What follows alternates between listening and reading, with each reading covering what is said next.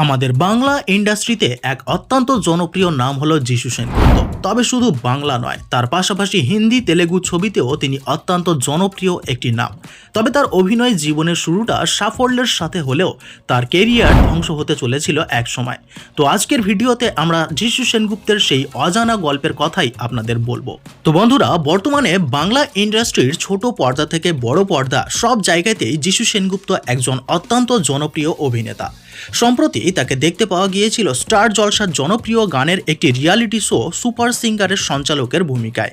অভিনয়ে যেমন তার অত্যন্ত নাম রয়েছে, সেই একইভাবে সঞ্চালনার দিক থেকেও তিনি জনপ্রিয়। বন্ধুরা, যিশু সেনগুপ্তের জন্ম হয় 1977 সালের 15ই মার্চ কলকাতার এক ব্রাহ্মণ পরিবারে। তার আসল নাম হলো বিশ্বরূপ সেনগুপ্ত।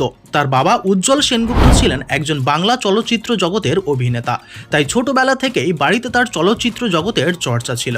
তবে যিশু মূলত একজন ক্রিকেটার। সাব ডিভিশন স্তরে তিনি বাংলার হয়ে প্রতিনিধিত্ব করেছেন। তবে ভাগ্যের ফোরে তাকে চলচ্চিত্র জগতেই নিজের কেরিয়ার গড়তে হয়েছিল। কিন্তু এই অভিনেতা হওয়ার জন্য তার এই পথটা খুব সহজ ছিল না। একটা সময় অপায়া বলে তাকে ইন্ডাস্ট্রি থেকে একেবারে এক ঘরে করে দিয়েছিল। বন্ধুরা, যিশু সেনগুপ্তের প্রথম অভিনয় জীবন শুরু হয়েছিল দূরদর্শনের মহাপ্রভু ধারাবাহিকের মাধ্যমে। সেখানে তিনি প্রধান চরিত্র অর্থাৎ শ্রী চৈতন্যদেবের ভূমিকায় অভিনয় করেছিলেন। আর সেই চরিত্রে তার অভিনয় অত্যন্ত প্রশংসিত হয়েছিল দর্শক মহলে। আর তারপর থেকেই তার বড় পর্দায় অভিষেক ঘটে।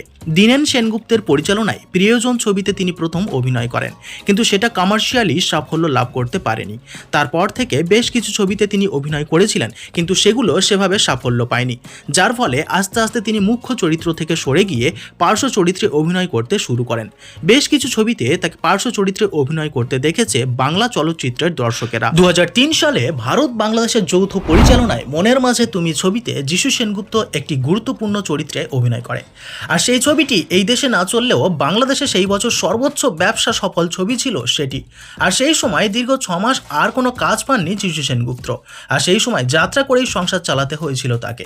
আর সেই খারাপ সময়ে যিশু সেনগুপ্তকে কাজ দিয়েছিলেন পরিচালক স্বপন সাহা।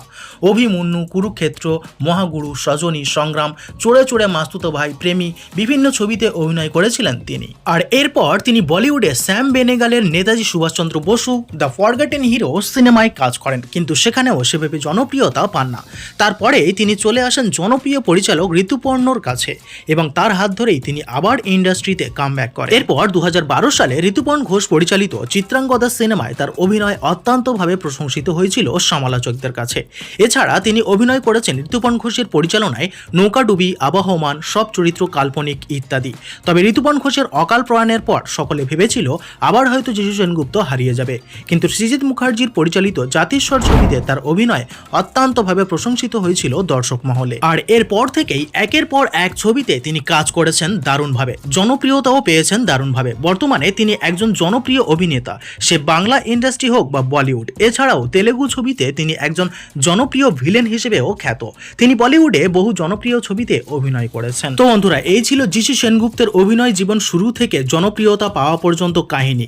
ভিডিওটি ভালো লাগলে অবশ্যই ভিডিওতে একটি লাইক করবেন, আর যিশু সেনগুপ্তের ফ্যান হয়ে থাকলে অবশ্যই ভিডিওর নিচে একটি কমেন্ট করবেন। আর সাথে সাথে আজকের ভিডিওটি এই পর্যন্ত, ফিরে আসছি পরের ভিডিওতে।